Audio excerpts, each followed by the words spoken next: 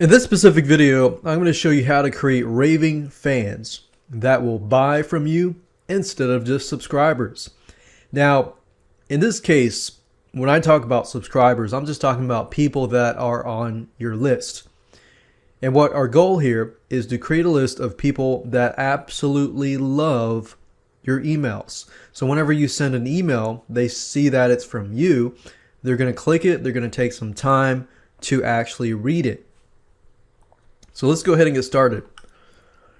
First things first, you need to position yourself. Your subscribers will be attracted to you depending on how you position yourself or introduce yourself. So when they subscribe onto your list, you need to position yourself right then and there. And what I mean by that is this: are you there to help them? Or are you there just to sell to them? And even though helping people sounds really good, you can still help them through what you sell them.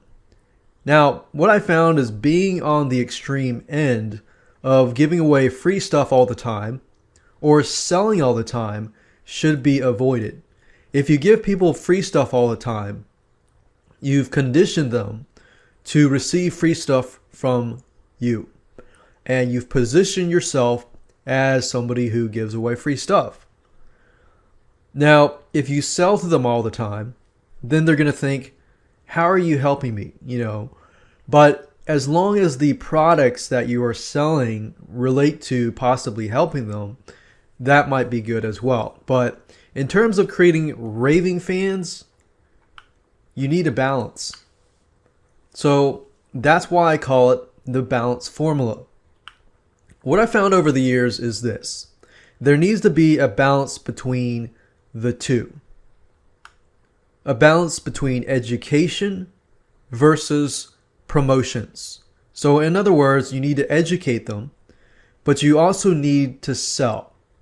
So in this case, we've got a balance of both worlds.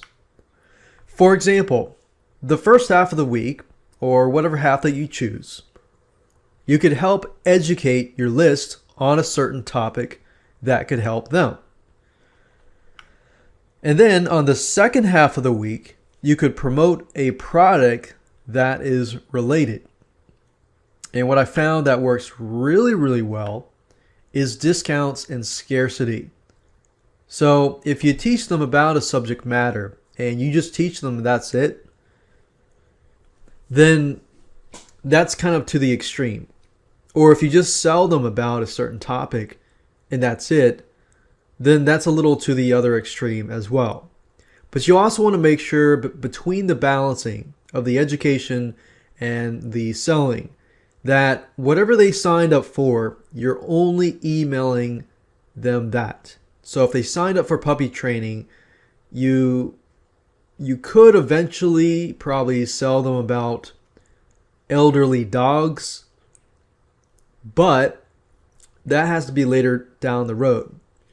And you have to be careful about that, because somebody who wants puppy training is probably not interested in elderly dog training. So you want to make sure that you balance it, but keep on target. Now let's talk about discounts and scarcity.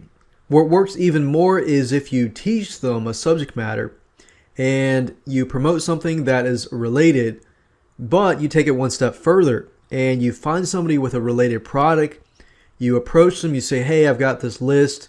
It converts really well in terms of this product, and I just taught them about this subject matter, and your product relates to it. What I found is you approach these sellers and you work out a deal.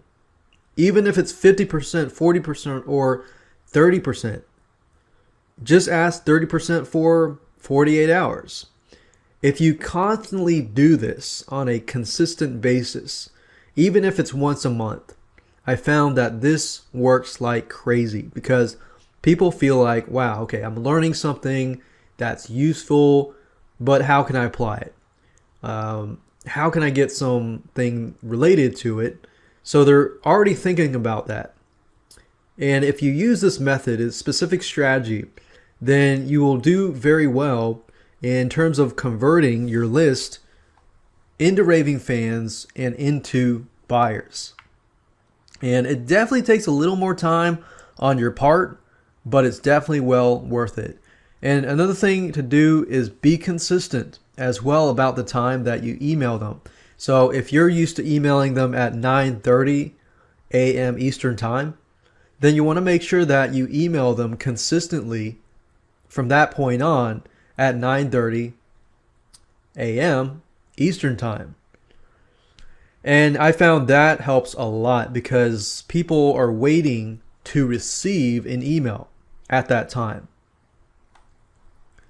And of course, people around the world, if you're dealing around the world, that could be a different case from them. But with the autoresponders that you use, like GetResponse and things like that, you can also set it in a way that it'll be sent during their time zone and so forth.